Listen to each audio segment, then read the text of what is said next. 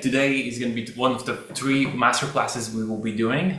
The master classes are meant to be quite short, straight to the point, and with practical things you can take away after today. You can already have a meeting with your team after 3 hours and discuss what you learned today. So it's going to be quite practical, quite intense, and quite a lot of knowledge. And you feel free to ask any questions in the Q&A. I will answer to most of them at the end of the presentation. So a little bit about today's plan. So what is planned? We will have 3 categories. The first one is about, of course, a little bit about me. So who am I? Why am I here speaking? A little bit about our organization, and one of the most common obstacles that is the reason why many NGOs can't grow their capacity, and few common study cases on what are typical problems that are not always quite easy to spot, especially for the first-timers. After that, we'll talk about how to build the base for your digitalization NGO. So that means practical tools, practical examples on how to do what to do and how to ensure that it stays as long as possible. And lastly, we'll talk about some practical hands-on tools and use cases to use. After this presentation, as mentioned before, you will also receive the recording and also the presentation itself. And the presentation will have some more links to more specific tools, which we will not be able to cover today, as 2 hours is 2 hours, of course. So a little bit about me, what I do from day to day. On day-to-day basis, I help NGOs, companies, different organizations to increase their ecosystems, their impact. That includes helping them get more funding, more marketing. That's a lovely picture of me there on the slide, and I think that's the same outfit I'm wearing today. But besides that, on my day-to-day basis, I'm a board president, chairman of youth organization Club the House. In the last year, I grew the organization together with the team, of course, from 40 active members to 200 active members that do something every single day, every single week.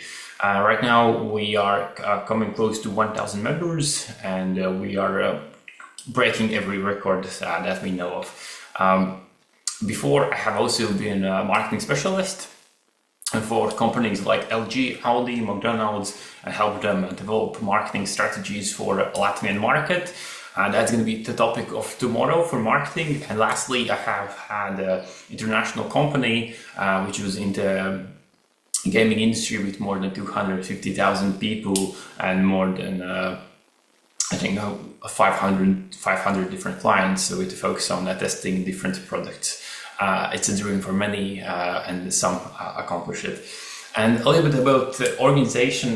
Most of the case studies I will present about us is from this NGO. So Club the House is a national level youth organization in Latvia. We have been existing for 30 years, and the main goal of the organization is to reach youth, create a platform and where we talk to youth and help them spot social issues, social problems around them, for example, climate change, gender equality, and 15 different priorities. And then we give them all of the resources, either funding, knowledge, mentorship, to ensure that they create the activities in local level and make sure that they solve the problems locally. Last year we reached over 4,500 youth, more than 50 activities. We have close to 40 different process managers and are active in 18 municipalities. The reason why I'm saying these metrics is because we came across a lot of different problems. To be precise, last year I counted, we had to solve 78 large-scale problems in our capacity-related topics. And one last note about us before we dive deep into today's masterclass is that our NGO, compared to others, is a little bit different in a way that we are divided into 5 different units. Every single unit has its own youth leaders, youth groups. The members are divided into these 5 units, and each of the unit has their own priority groups. They have their own overall vision, mission.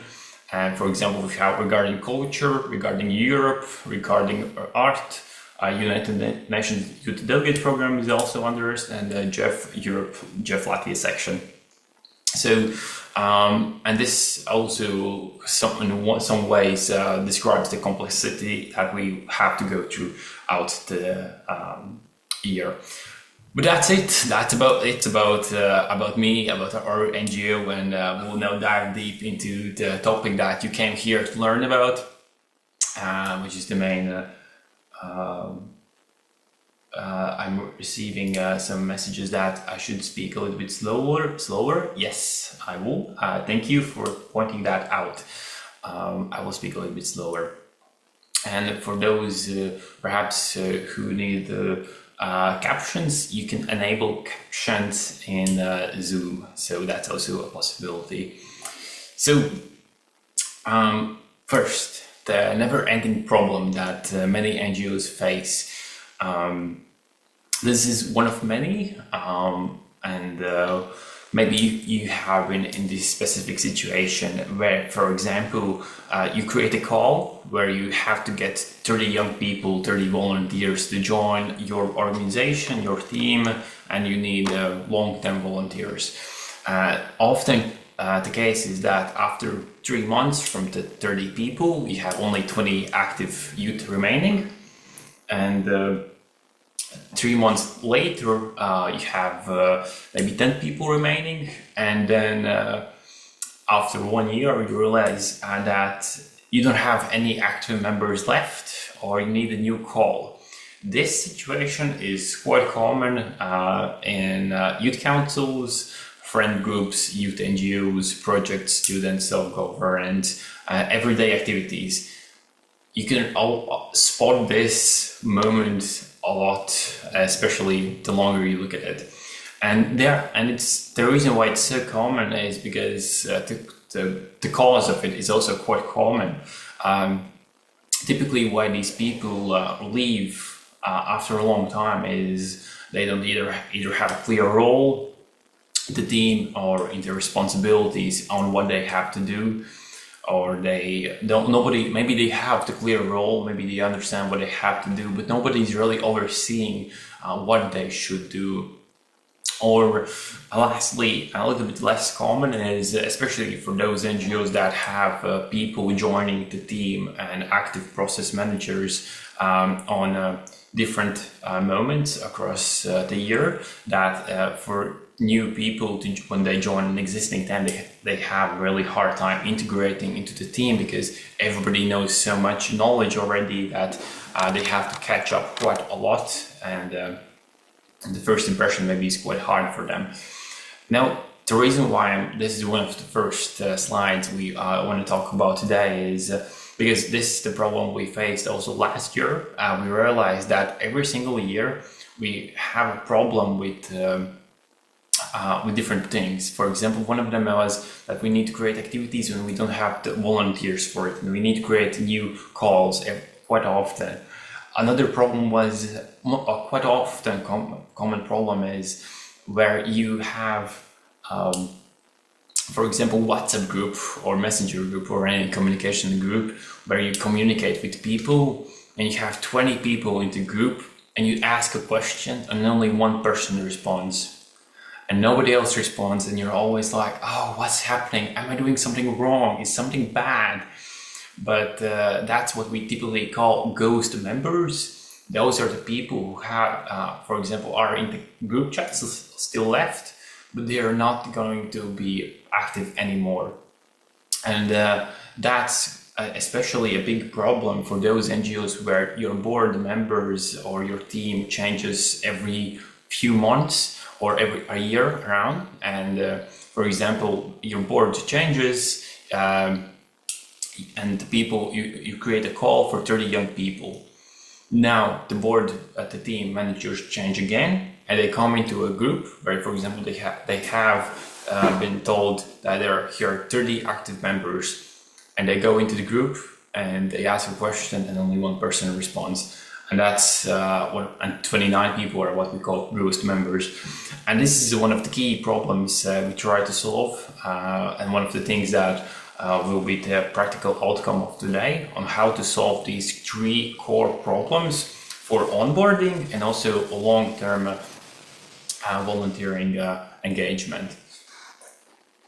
And the thing about those problems is they are not as clear to understand, especially for those who just joined the NGOs, or even for those who have been there for quite a long time.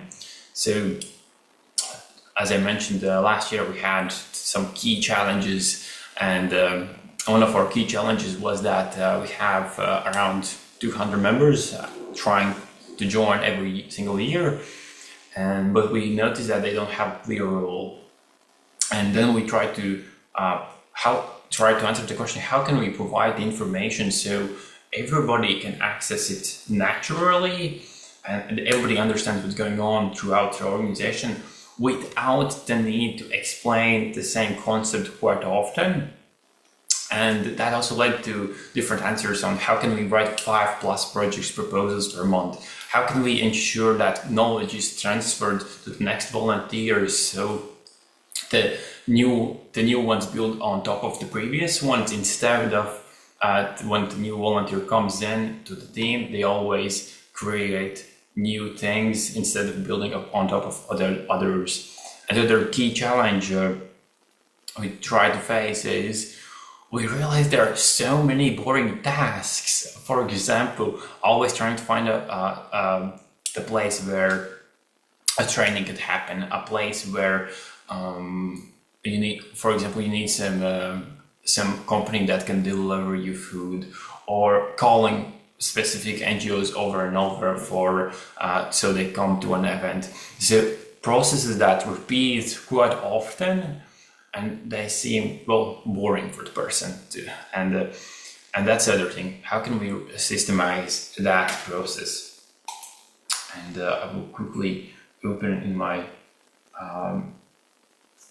other sheet on my other computer or something. So, for example, one of the key problems I will touch upon today is how to solve these challenges. And last one, before we actually get into the practical tools, is quite often also when trying to solve different problems, and every single company, NGO, not for-profit, non-profit, faces problems. It's okay, and that's good.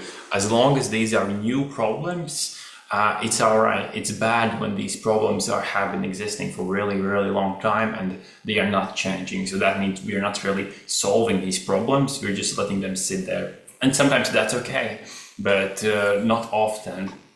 So around 2 years ago, we tried to figure out how can our NGO create new locations in different countries. And when I presented the idea 2 years ago, I received the response, we are not ready for it. This might be quite a specific example, but this is quite often about different topics where maybe you're presenting a new idea or a new experiment, a new concept, and people say we are not ready for it. And as written here is, often the not ready is a code for we don't have a clear step-by-step plan on how to fix it. It's too complicated, and so we don't have to do it. And the good news is that 2 years later, we are now creating another sister NGO actually in Spain, and also we're planning in Portugal. So I see somebody is already from those two countries there, so maybe we'll meet one day in real life as well. But yeah, so these are the main problems now, how to solve them. And on upcoming slides, I will show you practical tools, as some of you saw it, and how we practically used it. Feel free at any moment put the questions in the chat or Q&A, and I will be more than happy to answer them. So the first thing we try to do is, since we wanted to grow our capacity by creating new locations in either Latvia or internationally, we wanted to increase our member count or project count. What we needed to do is visualize our current situation. What does that mean? On the right side, you can already see a snippet of our organization's system, our hierarchy, how it works. It is in Latvian, of course, but I will quickly translate for you. So here we have the board on the top, then we have the board right hand to ensure that the board always has somebody who can come after, or somebody in case the board member disappears for a month, so somebody else can replace them. And then we have different support people for the board. For example, we have ethics commission, and we also have a media group that takes care of all of our media publications. And then comes the really interesting part, is where we have the 5 units I mentioned in the beginning, is where we have the 5 units.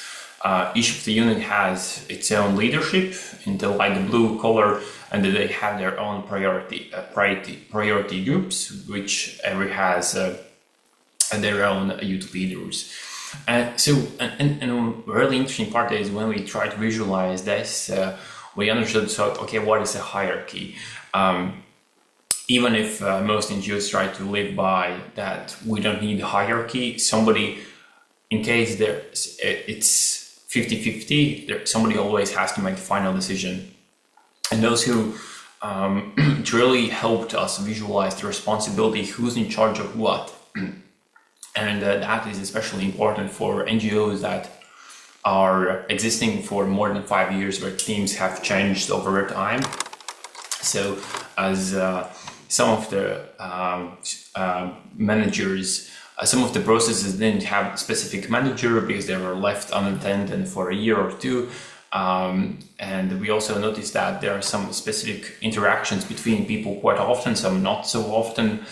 And by just doing this, I would truly suggest doing this for your next strategy meeting, where you just visualize it, because that's the way you can understand if you want to grow your organization's capacity, which side of the organization you have to practically grow, where do you need to find new roles, as mentioned before, because, for example, if you're attracting maybe 20 plus people, those people need specific roles, because from our experience, if a person joins and you don't give them a specific role or a really niche group where they can interact, they will not be active for more than a year. There are some exceptions, and maybe that's also some cultural difference in some countries, of course. But this really helps also to spot some logical processes. And an additional point that you can look into is some breaking points. For example, how do we look at that? As we were unsure how to scale the units, the 5 units before, and I asked them, okay, what will happen, for example, if 100 people try to be active in the specific unit? What will be the first breaking point? So we tried to upscale that. We tried to improve that point. For example, one of the breaking points was our secretary, that person wouldn't be able to create as many documents as needed for 100 people in one day. So we scaled up on that. We tried to automatize it, and we got over the breaking points, because often the breaking points we will not reach them if that's the breaking point, if it makes sense. And to practically also, I will show every single tools also practically how it looks, so you can get a brief understanding. So this is Miro. It's free of charge. Also, every tool I will be showing you today, it's free of charge. It's really, really important to take that into account. So it's quite easy to just visualize it here, especially for those who are not digital really advanced, because you can just, for example, here, click on the left side and open, just write something. I have no other idea what to write. And for example, you can just like board president, board 1, and just like that, you already start to see the basic hierarchy of a standard NGO, and then you just expand it, and then you will start to see the specific situations. So let's get back to the presentation. Okay, one of the things is just to visualize the situation on where you are and where you want to go to, as that will help you understand the basics. But the other thing is, and I think which is also truly important, is unified ecosystems. So whenever a new team member joins, what you want to ensure is that you, as a leader or manager, don't have to tell them everything in detail, because that takes time away from you. For example, you could be writing Erasmus K2 projects, as somebody already is messaging in the chat. You could be writing projects instead of answering questions. So your goal is to create a system that educates people on its own. It's like when you want to try build a new habit. If you want to drink water every single day before you go out, the best tactic to ensure that this happens is before you go out, go to the bed, every single morning you take a cup of glass and put it by the door when you walk out. So every single morning when you go out, there's a cup of water on the side which you just have to drink. This is the same process with digital systems. What you want to do is make everything seem like in a line, really easy flow. And what I mean by that is, if your NGO is on the left, where you use, for example, WhatsApp for communication, or Discord for communication, you use Photoshop, OneDrive, Google Calendar, Zoom. Well, we're using Zoom today, but those are really different tools. So every single person needs a login credentials for each of those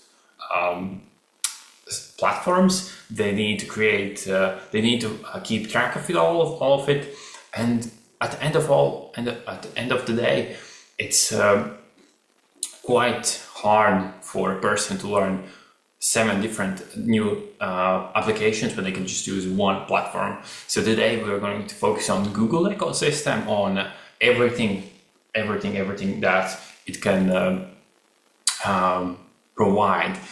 So the first thing is, in case you are not using Google ecosystem, we'll also at the end of the presentation show on how to get Google Workspace for nonprofits for free. You get a lot of benefits. So the first thing is clean up.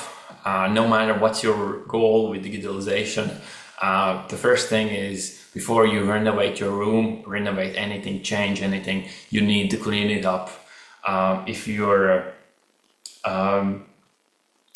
for example, using Google Drive already, I would truly suggest to organize it, as I'll show you in a second, where you have your folders organized by numbering, naming, and the way it looks is, well, it's in Latvian, of course, so it's going to be hard to understand. But for example, here we have projects, we have support for board, we have units, board, important, and when you go into projects, you already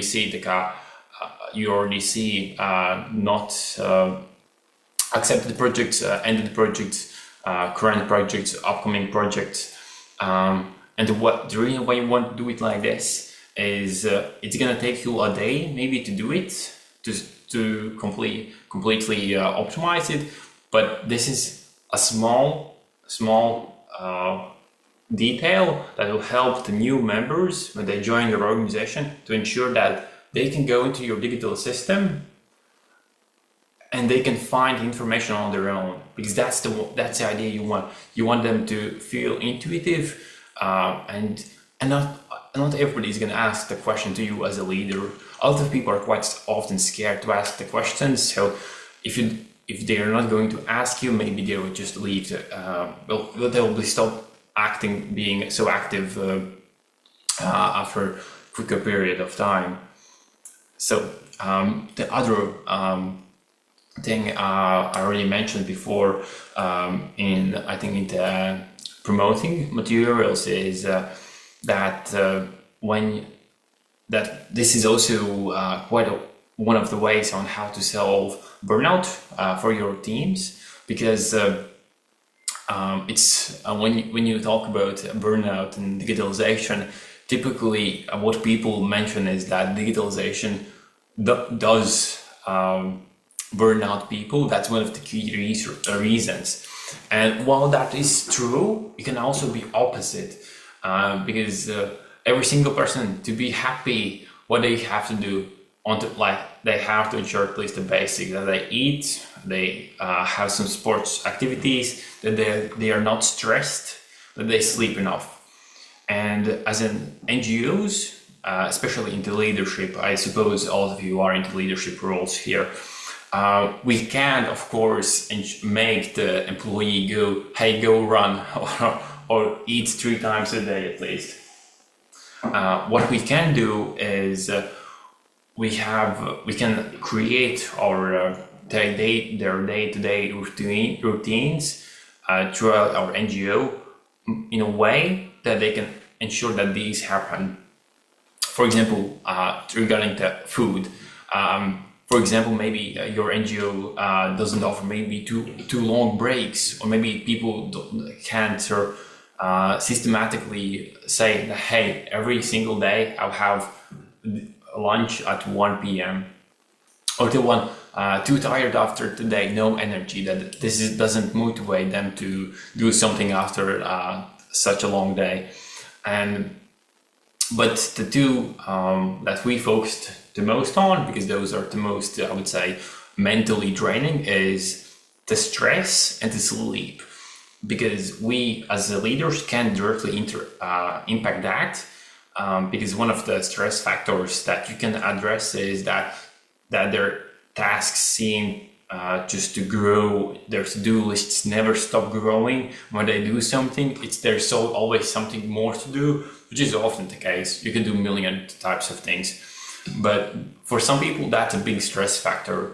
And the other one is that after a long day, they can't turn off their minds, especially those who are working already full time and then are doing volunteering work or NGO work on the side. Especially if that's the case, and for example, it's 10 p.m. in the evening, and you're watching a movie, Netflix movie, and you just suddenly see your colleague messages you, hey, our project was denied. Now, that's gonna make you feel shit. That's gonna make you feel awful. And you can't really do anything about that, can you? I'm just gonna be like, okay. Well, now the movie doesn't feel so good.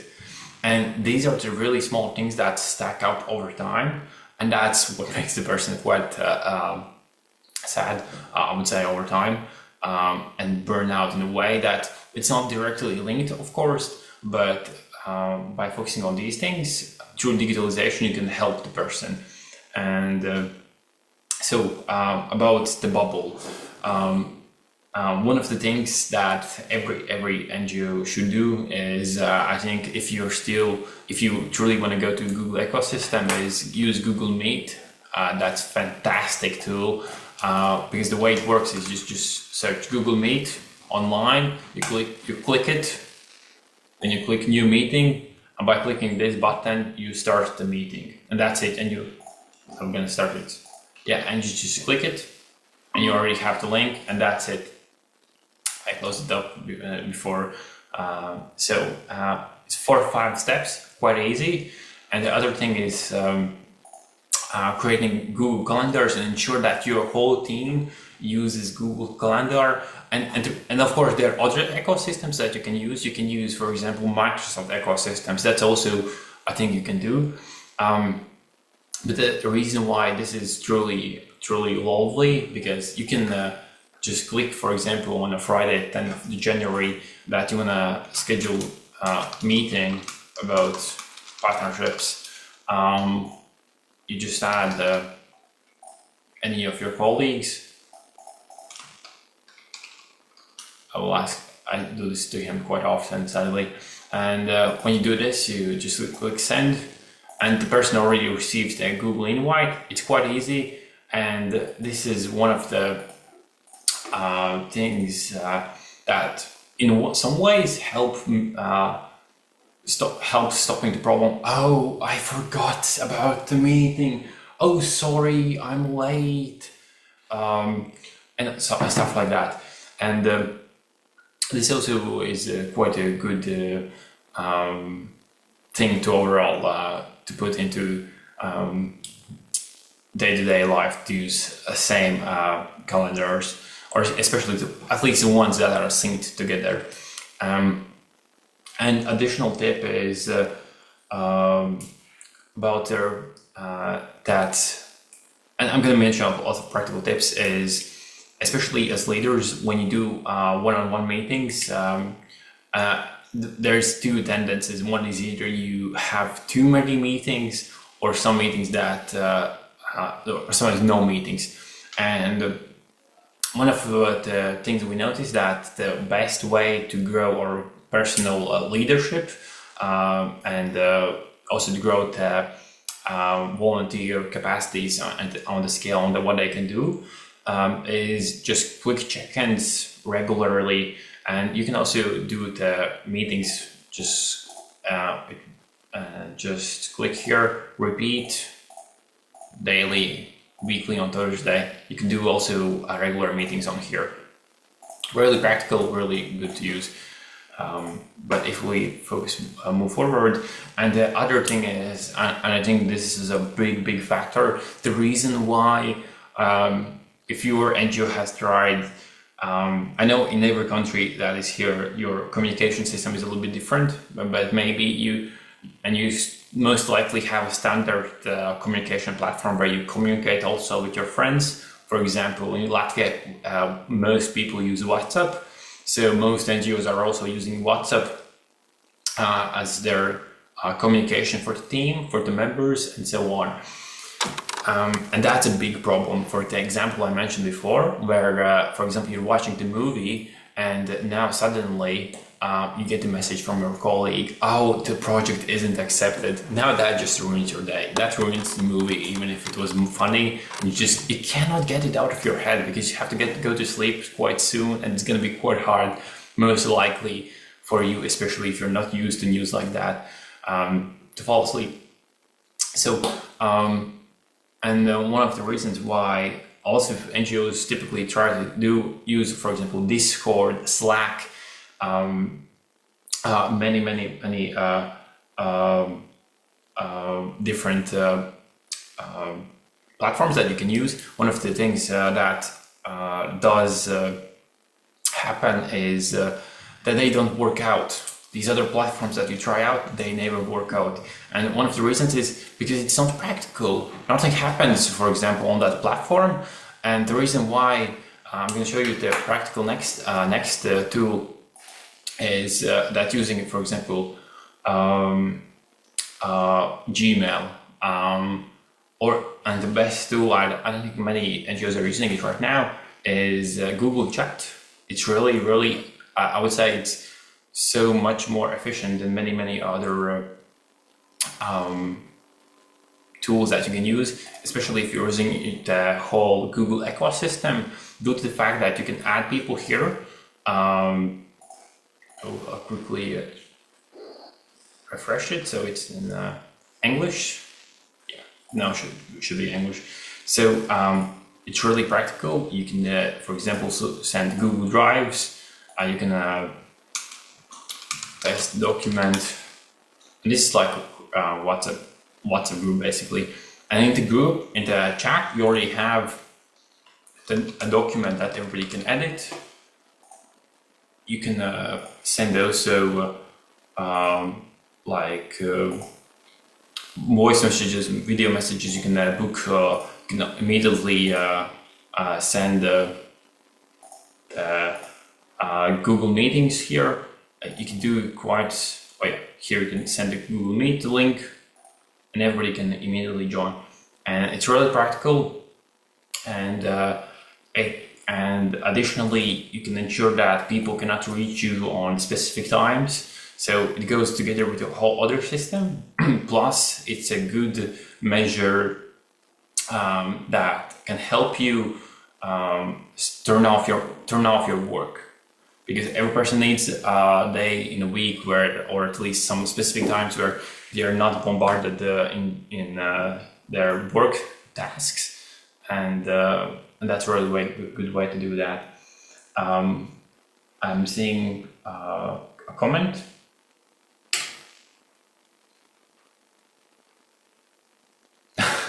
Yeah, I do agree with Oros Gabriela that, of course, this is not, by doing this, you will not solve all of the issues.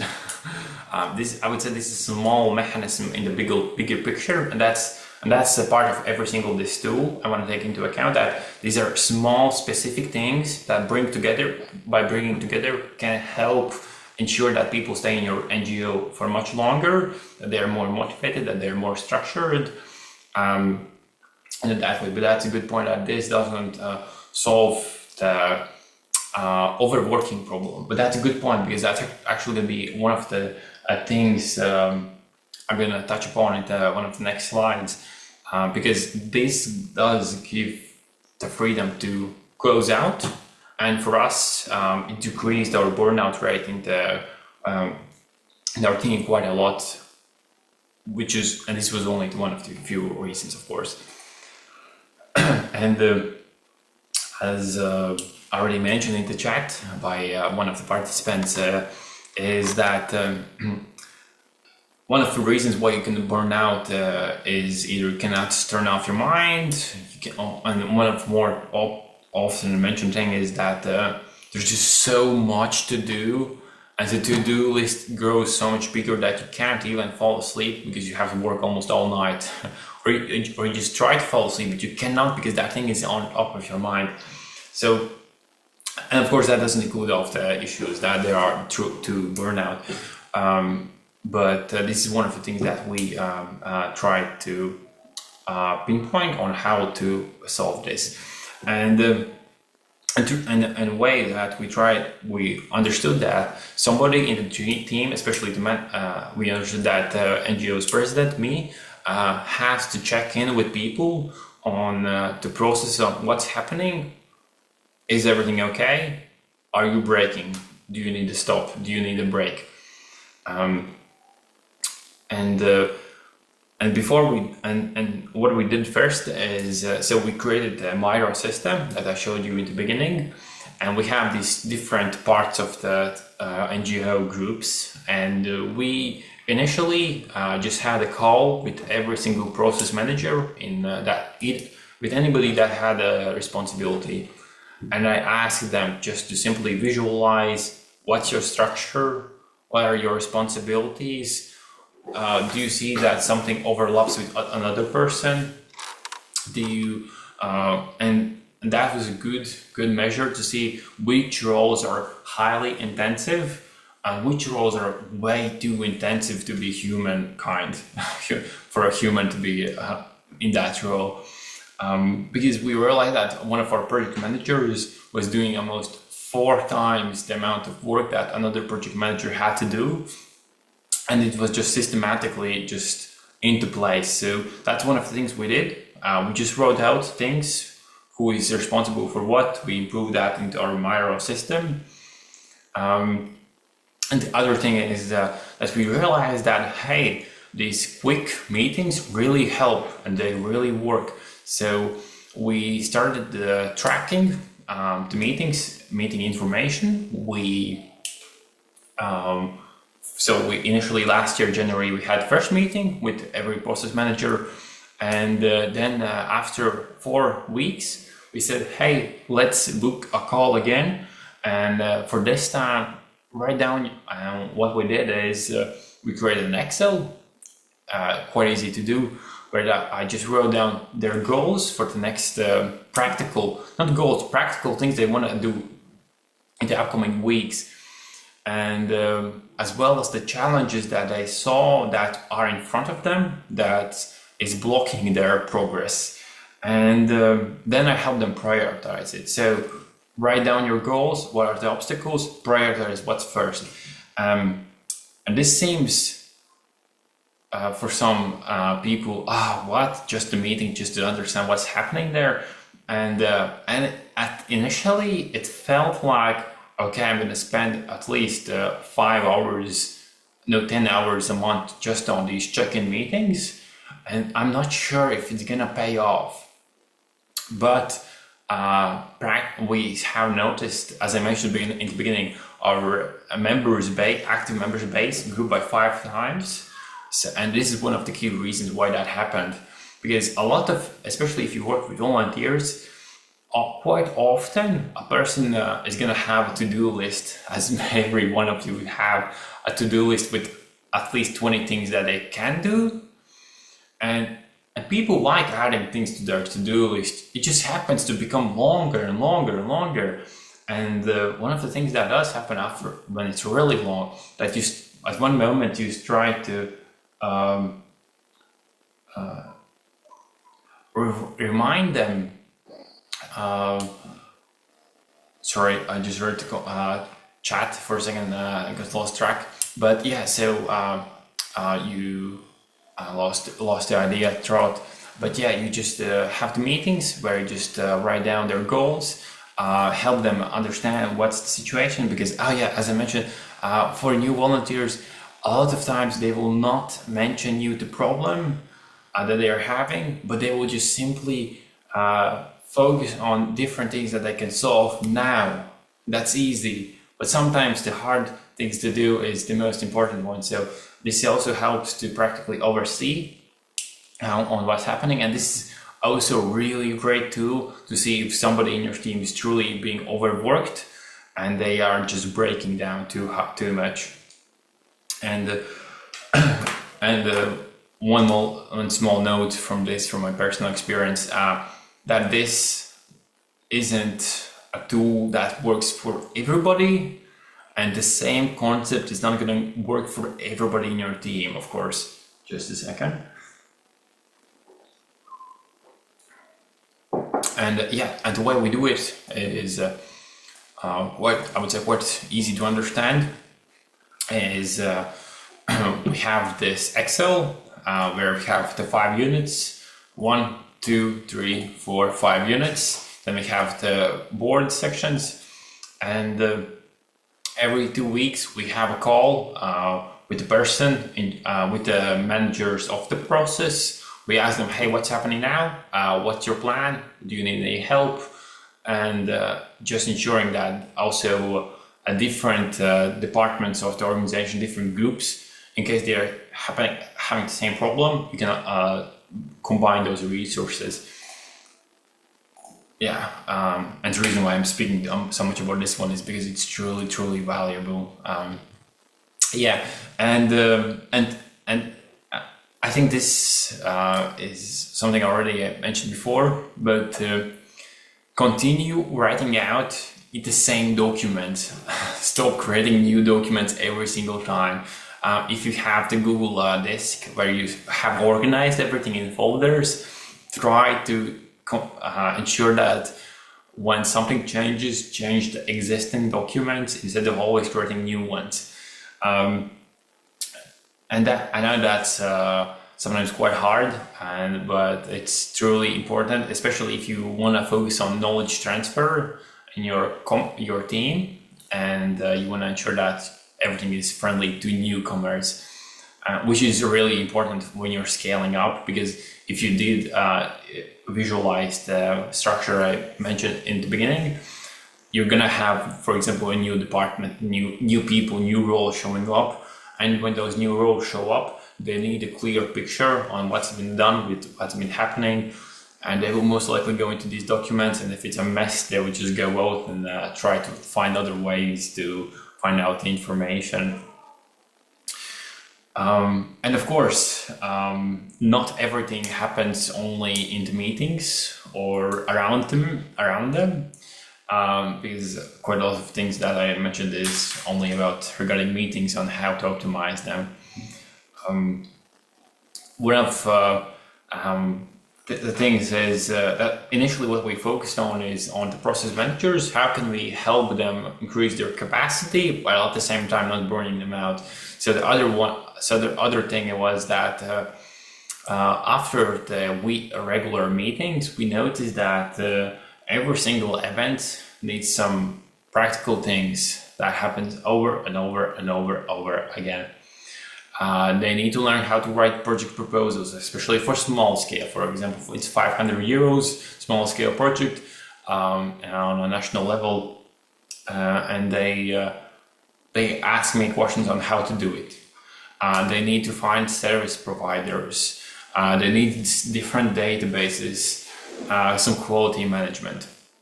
So these are the tasks that you realize are happening over and over again. And therefore, what we did is, if you're using Google Drive, you can create a shared drive, and you can share drive with specific people. We have one called Clubhouse members. In English would be the appropriate one, where this is only view to members, where they have the practical information on how things should be done. And then we have the practical things to do. And one of them is the project writing out. So these 3 documents took us one day to write out. Well, this is something we practically give to every new member now, is on how to create ideas, how to structure ideas, and blank on how to write out a basic project. So the project name, when, how it happens, from what time to what time, what's the problem you're trying to solve, what are the activities and the results, do you need some funding? So really one pagers are really good, especially, and the reason why we wrote it for just project writing instead of on how to, for example, create conferences is because we understood projects is one of our main key elements in the NGO, and we need more people who know how to write projects. It's a training we have to do quite regularly, so this just comes in handy and helps us out. And that's one of the things. The other one, if you haven't been into quality management, this takes quite a lot of resources, but it's also quite helpful when you know that your board, council members are going to change over time to create quality management schemes. For example, here's the activity name, then there's what it is, and it just shows step by step what has to be done to ensure that this tradition is done over time. And yeah, it's quality management. It takes quite a lot of resources, but it's quite useful if you want to do knowledge transfer between different process managers. And the last one is, I think, one of the most common ones, databases. Everybody always wants to create a database of every location, food provider, and etc. There's a massive problem with that. That whenever you create these databases, you have to update them regularly. And to update databases, it takes quite a lot of time, and it most often doesn't seem to be efficient. So if you, in case you want also optimize manual tasks and create a database. The way we do it is we have a database with three sections. The first one is, for example, if you need speakers for your event, this is 3 things to ask your first for yourself. What's the activity goal? Is it online, digital, or physical? What's your target audience, and etc.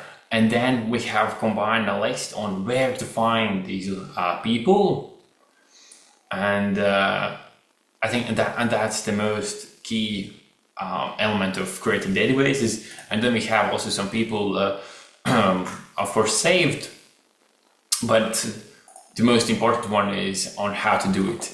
And these type of databases we have noticed are being used more often.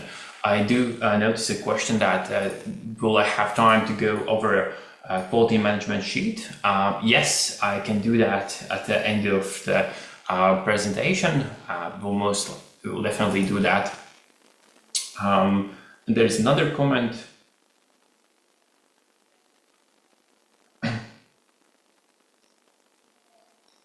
Yeah, as Bahadur mentioned that sometimes it's just important to help them write down day-to-day tasks, and as that helps to get away from chaos, which is not something people look for, but sometimes things just like that happen. And now this is a printer, as all of you can see, obviously.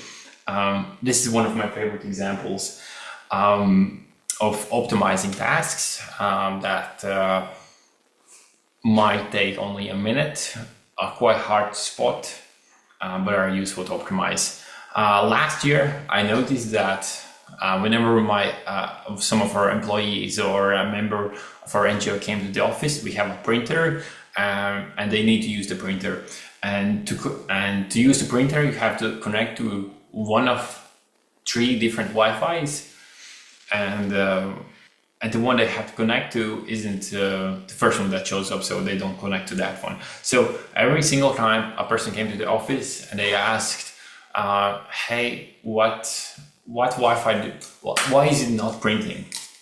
So I had this question quite often, and what I did is I put just a small note on the printer. Hey, if you want to print, connect to this Wi-Fi, and the question stopped. I have had the same question now in I think more than a year, but this is the mindset that I'm trying to provide, that you want to ensure that people are, when you see the same problem over and over again, if you see a quick solution, do it. And for example, now this type of task isn't needed from me anymore to answer the same question, and that helps to ensure that my day-to-day tasks, when I have to concentrate, for example, to write a project for 5 hours, if I get interrupted every half an hour by a different question, it just throws me off. And also the same works for other people. So really practical, funny example. Now the third, another thing I did want to mention, that this is not a document that I share quite often, but partnership systems, most often they're called CRM, customer relationship management systems. I would say it's the second most useful document for us. The first one is where we track every process manager status on what's happening. But this is really crucial, especially if your team is growing, that this is a place where you keep track of your projects, you write down your key partners, ensure people use it. As most, from my in Latvia, at least what we notice is that quite often we notice that people, can you share the model with us? Yes, I can share the model. I will write that down. share CRM. Wrote it down. Thank you, Joanna. One of the key things is that when you're trying to grow your team, as an NGO, most of your funding will most likely come from projects. So you will need more project managers. You will need more people starting to look into different type of project managers. And it's important just to write them down, because there are several key reasons. You will know when you, for example, when a new team member comes in, they can just see what are the potential projects. They will see perhaps which projects have been accepted. For example, in a specific call, where you as an NGO can just message the accepted projects and ask them, hey, can we perhaps partner on the accepted project just as, for example, participant in an Erasmus, and so etc. It's really practical, and one of our, I will not show all of the sections, as there's some confidential information on that, but one of the practical things that truly helps us is we created a section where we have written down every single Latvian youth NGO's Instagram handle, and from time to time we just send them all a message, and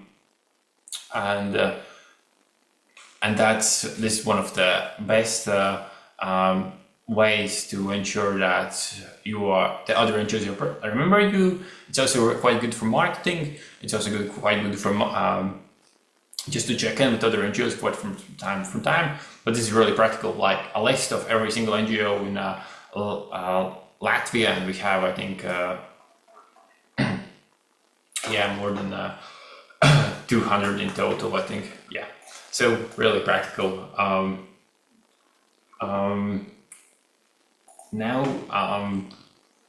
So, and of course there are always these really complex tasks. I know whenever I present our NGO structure, when people hear, oh, we have a media group, oh, that's really good. We should also have that. We should have people working on social media for sure. And then they're like, oh, who could do it? Oh, we have this one person. He could do it, but he's quite busy. And so sometimes we think this is a complex task to do, as creating visuals, at least good visuals, for some people might be quite complicated. I already see we have one of the chosen ones in the chat, the graphic designer. Thank you for being the chosen one. But there are, of course, ways on how to simplify the complex. For example, if your NGO is not using Canva, it's like PowerPoint, like Google Slides, way more advanced. It has hundreds of templates that you can use, and it's great. It's really great also for creating posters. And one of the key things as an NGO, you can get Canva Premium for free. And when you get it, you can create like a brand section on the left side, and everybody in your NGO, when it goes into Canva, they will see, for example, all of the logos, the color palette, the fonts, some graphics, all of the key information. For example, I could just like click here at the logo, it just shows up, it's easy. It will, of course, not ensure that it will, of course, not ensure that the graphics are good in any way, but it ensure at least that it's following some visual identity. Second tool is quite often a problem for many, I think, creating websites. Any type of website that you want to create, for example, you want to change the design, you want to create a donation page, a store perhaps.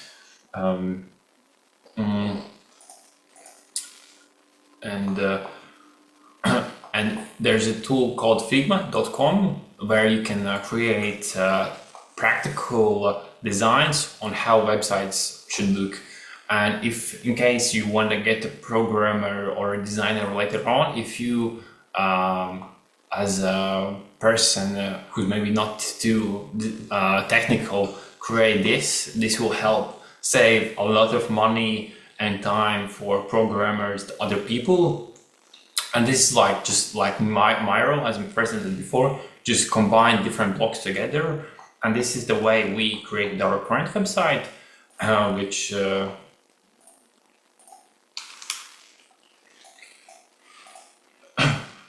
is like this. I would say it's quite good. Yeah, it's quite good. And all of this was initially created here. And it helped save a lot of time. I will also afterwards present some practical I brought them to answer the CRM questions. That seems quite important topic. But yeah, so, and there are of course some specific situations as well that we can touch upon. And now it's a little bit more, it's going to become a little bit more technical, more harder to understand.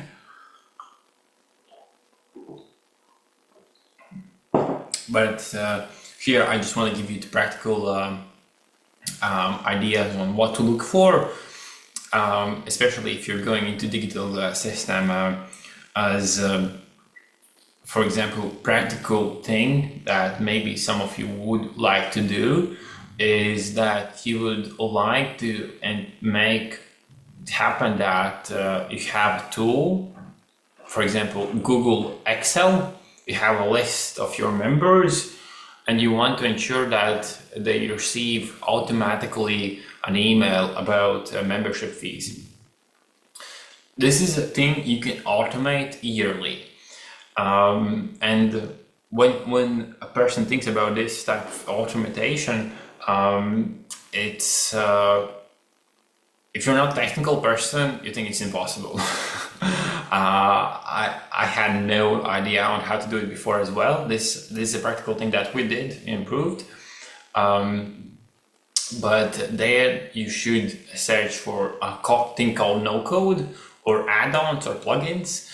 These are tools that are already created by other people that you can ensure, for example, the automated emails that I mentioned before.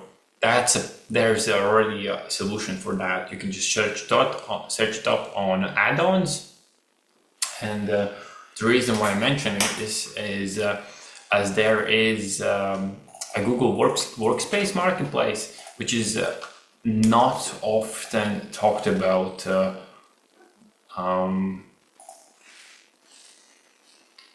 So this is when you're actively using Google Workspace, but this is, for example, creating mail mergers, creating specific forms, shared contacts, AI for sheets. Really specific tools, but there are hundreds and thousands of these. And the same for, of course, plugins. This is not so much for an NGO as a whole, but more for individually that you can explore and improve. Take a look for yourself.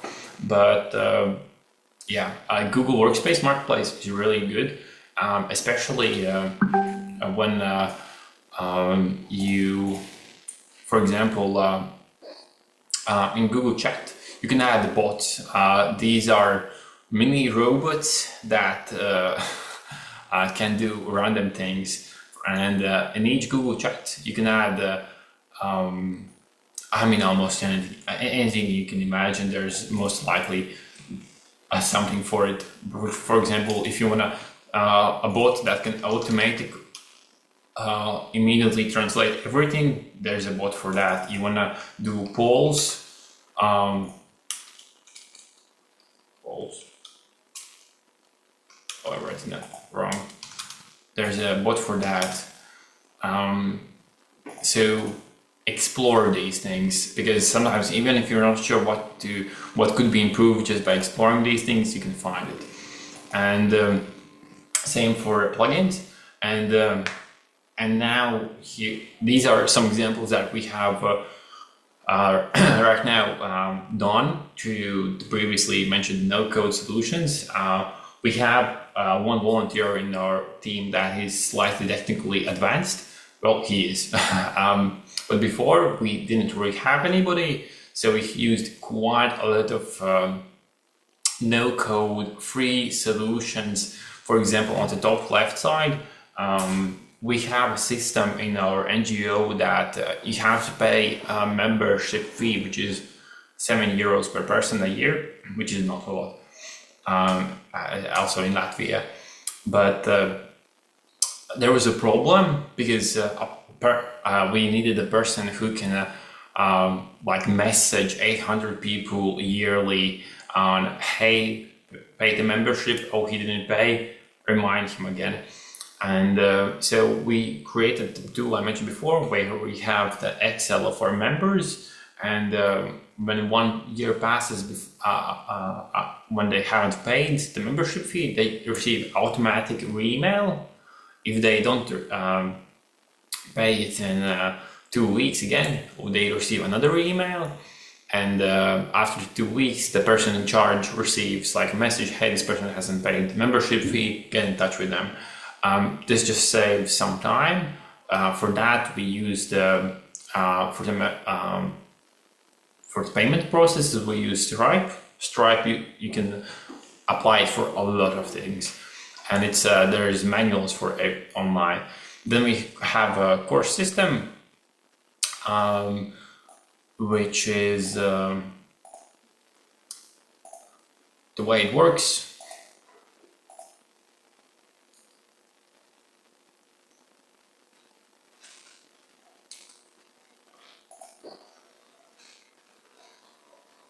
Is we have the system. To buy it, I think we paid like €50 for a lifetime license. It's called Learning Management System, LMS. This is the name for it. There are many different providers for this, and the way it works is a person can go into it and they receive step by step on what is our organization, and what they can do here, on how to create initiatives, on what are the units, everything that they would need to ensure that the onboarding doesnned have to go on for 6 months, but it can happen, for example, 1 week, because that's the idea, that we wanted to ensure that anybody who joins the NGO, they learn as fast as possible, and they can join other people in their meetings, initiatives as fast as possible. Yeah, and we also I will show that. This is the website in English. So one of the things, this is also a really good tip. We coded the unit Tinder because we have 5 different options where people can join, and we noticed that all people went to the join section website, join section part, and they didn't fill it out. And I think last year in I was just in one conference, one of the youth came up to me and said, hey, I really wanted to apply, but I wasn't sure which unit I want to be part of. So they didn't apply in the end. And one of the things that we did is unit Tinder, where it's in Latvian, because we're right now focusing mainly on Latvian youth. But you answer all of the questions,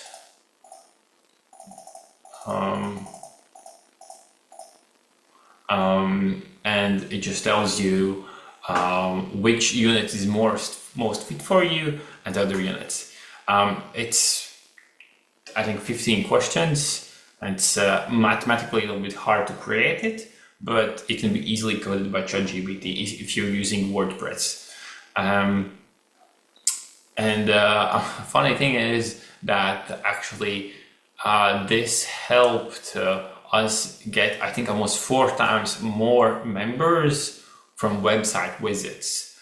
So people have really hard time choosing, and if you can help them choose, it can help them join you faster. And that's the reason also why the regular meetings with the process managers work, because some people like making hard decisions and some people don't, and that's okay, but you need then to create a system or a process around it to ensure that they have a way to solve the issue, or if you don't want to answer them to that question. Yeah, and then one of the I think one of the final topics I want to touch upon is specific onboarding situations. I noticed, I looked through several of the NGOs that are here present right now websites. I know that a lot of you work physically with youth, quite a lot. Some of you don't work with youth, some of you don't even work with volunteers. But I noticed, from my personal experience, we have noticed that even if all of the activities happen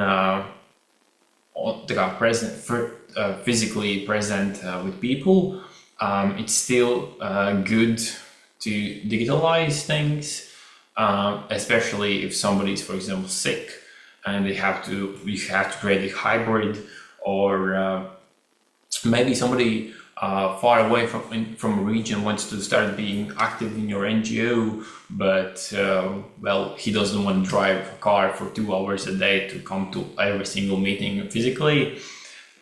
So it's really important if you have so many people being active also from physical far away places.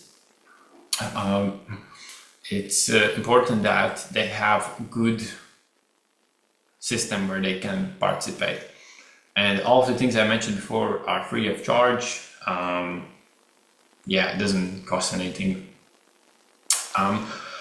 So the way we do it is our system, which you can copy paste. This system has been optimized for, I think, for 5 years now.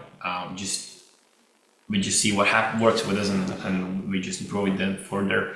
So first thing is that the unit in there that I showed you, the first thing you want when a person goes to your website, you want to ensure that they book a call with you. Either you're a salesperson or you're a non-profit looking for more members or potential project partners. Your first goal is to ensure that as many people sign up, and then in the meeting you can check who actually fit your NGO's vision, and then after they join, from our side they receive automated email on to answer quickly the question in the chat. Yes, I will send the presentation at the end of the week, most likely, with the recording and other resources included, perhaps today. But that will happen within this week.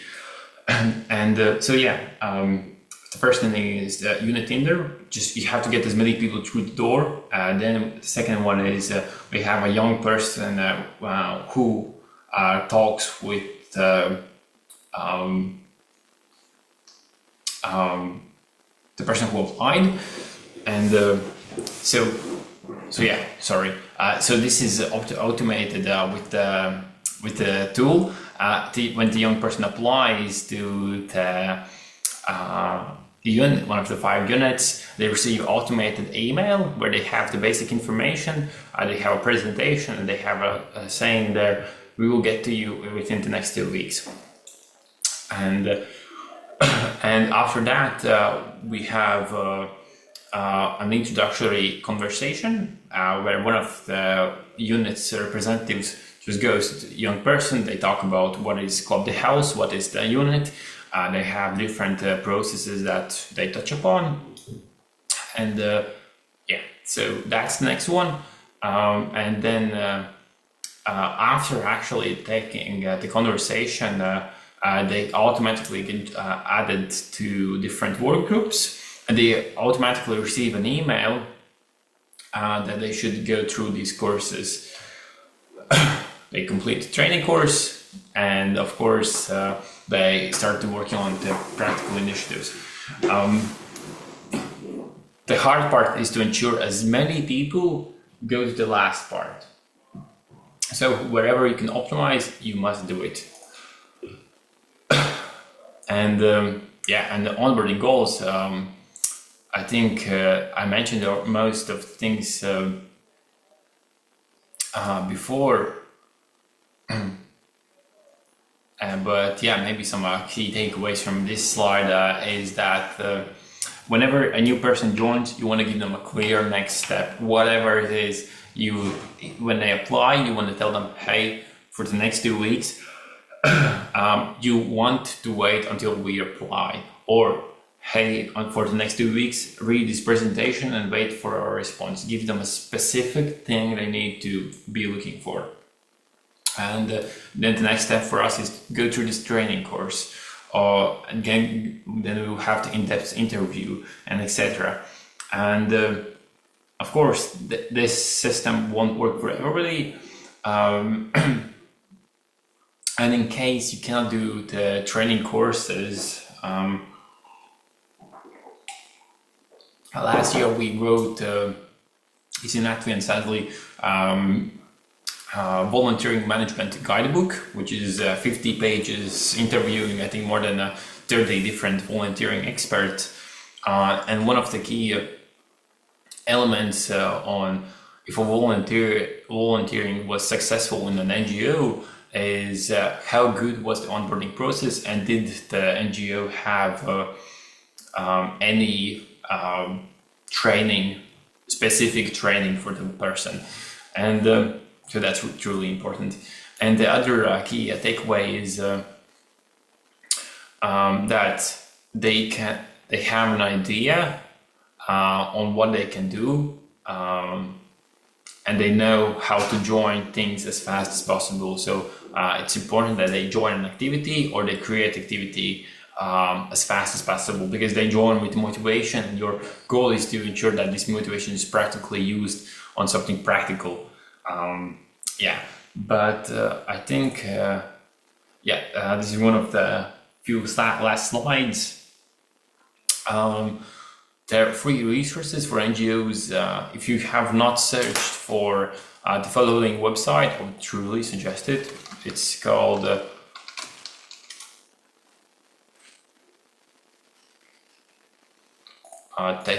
TechSoup Global. You choose your country, and it's just going to provide you a list of a lot of different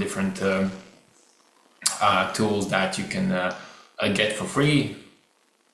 If you browse the catalog, you can see a lot of things. There you see the admin fee. If you do it yourself, it's for free. You can here get like the idea of which places provide you some things as for free. So the first thing is, if you haven't got it, go for Google Workspace for non-profits. It's important. You get everything mentioned in this presentation so far for free. You can utilize it, and it's really easy to do it. Like if you go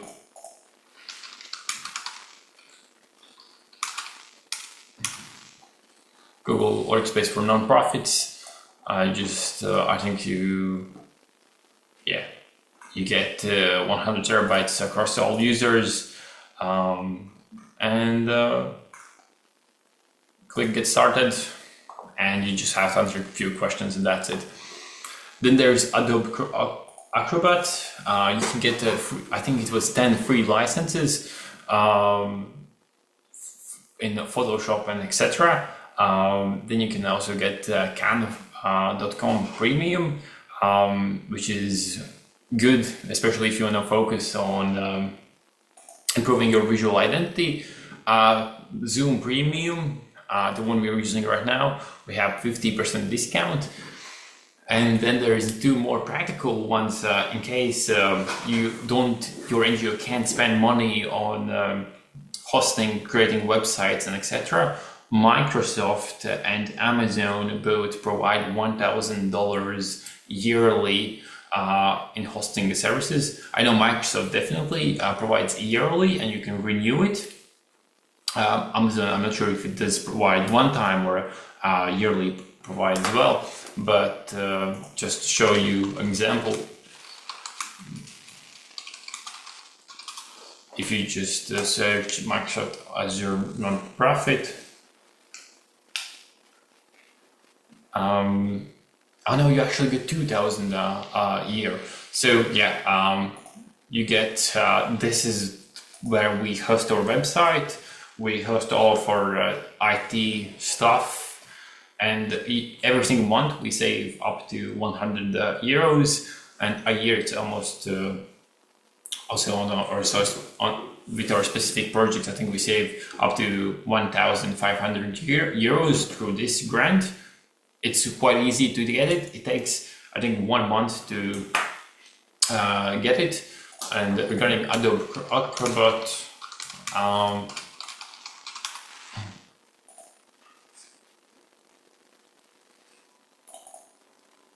I think if you just simply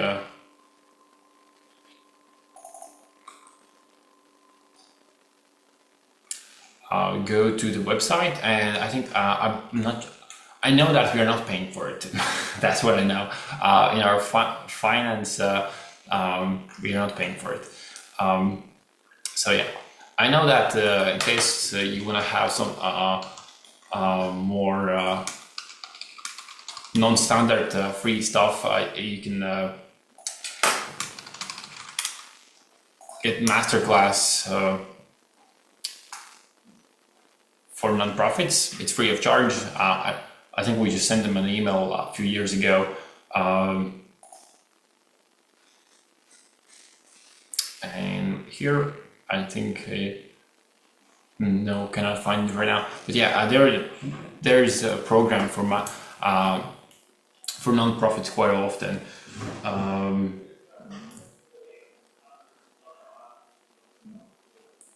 Yeah, as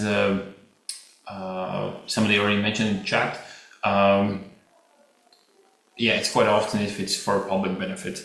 I know for Canva it's quite important, but as always, it's how do you describe what you do, and the way they interpret it is, yeah. But in my personal experience, I noticed that some NGOs get denied in Canva.com, but for Google Workspace, I haven't heard any practical experience that somebody has been denied. Yeah, at least in Latvia. But and last slide. Feel free to ask the questions already. Here are some cliche quotes from my side. This is something I like to ask always. People ask them what is 2 + 2. You already know 4, and then ask what is 136 times 142.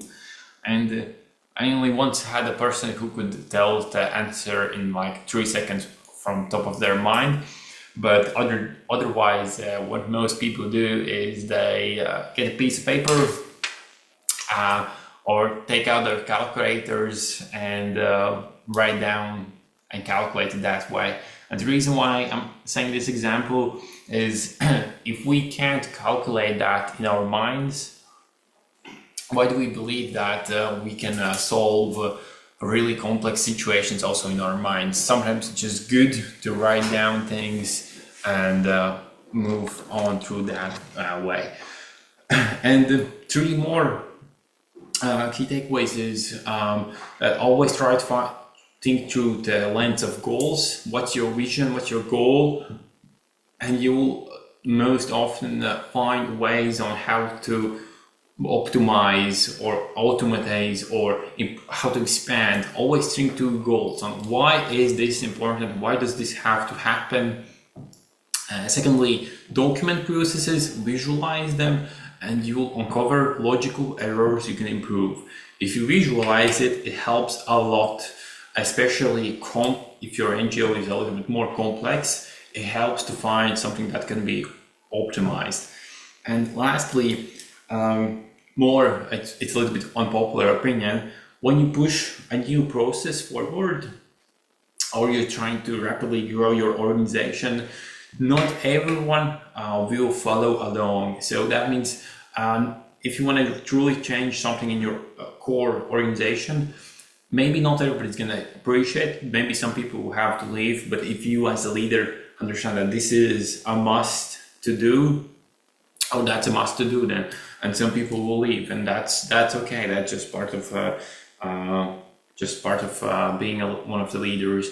And of course, if you can also remind yourself, if you're looking for example, a social media person who can do volunteering, remember that maybe you don't have that person in your team yet, and you just need to create a quick advertisement for the outside of your team, because quite often we try to find people only in our team, in our core memberships, and that often is a good choice, but sometimes it's not the best decision.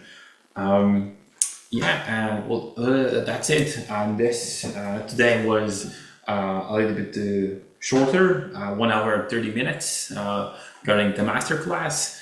Now we have the Q&A. We have some more questions left, so I try to answer the questions while doing the presentation. So feel free to ask questions again in case I didn't answer some of them. Tomorrow we will have a presentation about marketing. So tomorrow we'll practically talk about how to get 100 volunteers without a budget in 1 week. Some people said, is this legit, Dāniels? I said, yes, this is from practical experience. And the third one is on, not tomorrow, but the day after, on ideation, how to rapidly create a lot of ideas for funding and some funding insights. Yes, we will definitely share the recording. I'm not sure if we will send it today or on Friday with all of the 3 recordings including.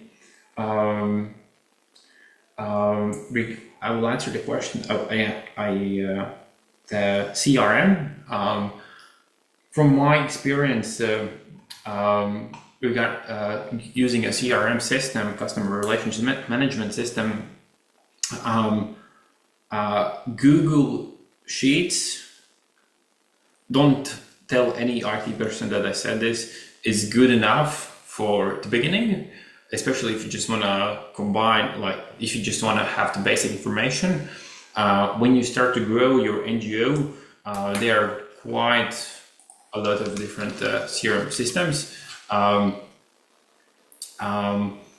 would personally recommend Monday. I like that it showed up the first one, because Monday.com is, I think they provided 10 free licenses for free. So especially if you're a new NGO trying out new paid CRM systems, I would search up just like different systems like ClickUp, Monday, and check which ones have free versions. I know Asana, I think has also quite a lot of free options for non-profits. And from my personal experience, I prefer Monday.com and Asana the most from their interface. Regarding the video, yes, we will definitely share it. Regarding specific platforms like Slack, I would say from platforms like Slack, Discord, Messenger, like that. I would say Slack is one of the best. But and I would say it's good enough to use if you're using whole Google ecosystem, to use just Slack as a communication platform, because it still integrates quite a lot good. But I truly prefer Google Chat, just for the whole reason that it's quite easy to integrate it with everything else. So it saves you every single day few minutes for every single person, and as a whole organization, it saves quite a lot of time throughout the year if everything is in the same place. Well, it sounds like kind of a monopoly, maybe it is, but truly it just saves time, and that's the reason why. But Slack is also good, yes. I'm reading the chat. Right here, that was also motivating. Yes, I will try to send recording also today. And I see some people are messaging that they are looking for K2 project partners. Yes, definitely feel free to share that information in the chat. And share if you're looking for partners. And a question for ex-volunteers who finished their volunteer program. In your experience, do you have any ideas for their roles and to have loyalty? Yeah, and Slack and Trello is also quite good. Regarding the volunteers that have been in the NGO for quite a long time, and now they see that they don't want to do the day-to-day activities, what most people would do. Then there are a few different options. I will practically show the Miro system, because everything goes throughout, I would say, every role should be visualized in the structure. What we noticed is that if we look, for example, in one of our units, it's in Latvia, of course, sorry for that, but we have a United Nations Youth Delegate Program, where we have 2 leaders, then we have thematic group leaders, and then we have members. And where we notice that long-term volunteers who don't see to have interest in doing day-to-day activities anymore, but want to do something more engaging, we see they are quite good mentors for members. In Latvian, we call it's called Godburn system. There's also a body system for that, so they can be quite good in the body systems. And also with writing projects, as they know the whole vision. Regarding the buddy system, that's one of the best and most practical things that we have noticed that can work out. It's quite complicated to ensure that it works out, though. It's a little bit hard to implement that.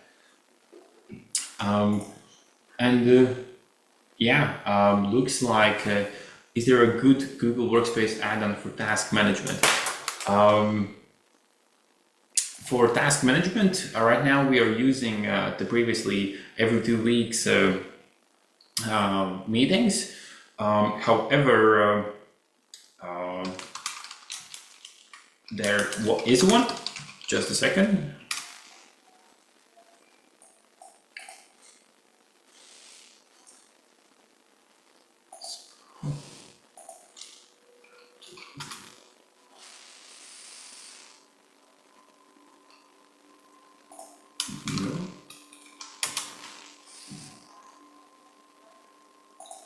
I think it was, no, it was not this one. But if you go on Google Workspace Marketplace, I would really, I think it was this one perhaps. No. I would highly advise going on it here and checking through these tools. Yeah, for example, you can integrate different, for example, this looks like quite similar to different other tools that you can integrate different to-do list applications also here. And yeah, okay, wonderful. That looks like all of the, yeah, I will write down Google Sheet. Looks like these are quite good for networking. That looks like a must-have for the next next time we organize master classes. I will definitely then share also an email, a Google Sheet of where you all can write out who you are, what you're looking for, as right now the K2 partnerships are in detail. And of course, if you're looking also for also additional partners, we're also always free to help with different projects and also with project writing, of course, as that's, and also with submitting projects as coordinators. But that will be then it. I will let the meeting go on for 5 more minutes, so you can feel free to exchange your communication in the chat. And but in 5 minutes, I'm closing down the recording, the webinar. And thank you all for today. And thank you for just trying out this experiment. Seems that it worked out quite well for the first time.